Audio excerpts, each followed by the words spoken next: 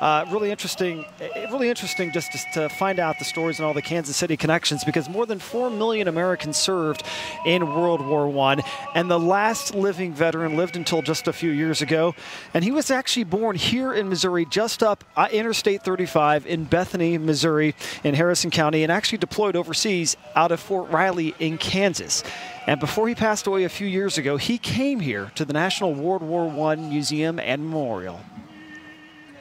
Bethany, Missouri native Frank Buckles lived a quiet life until his final years. The Veterans of Foreign Wars of the United States is proud to express its enduring gratitude to Mr. Frank Buckles.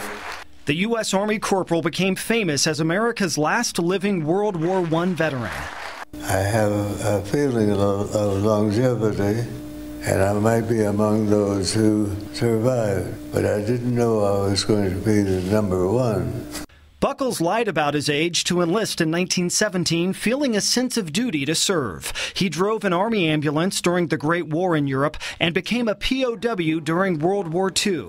Buckles later raised his family on a farm in West Virginia. For the last several years, when we'd be sitting around in the evening reminiscing, he'd say, "I wonder if I'm going to make it back to Missouri," and lo and behold, here he is. So he's very delighted to be here.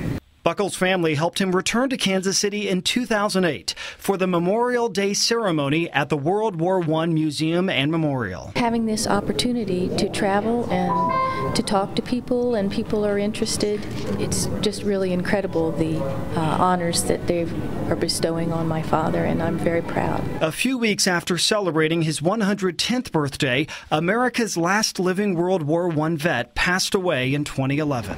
President Obama and Vice President Biden paid their final respects to Buckles at Arlington National Cemetery before he was buried with full military honors.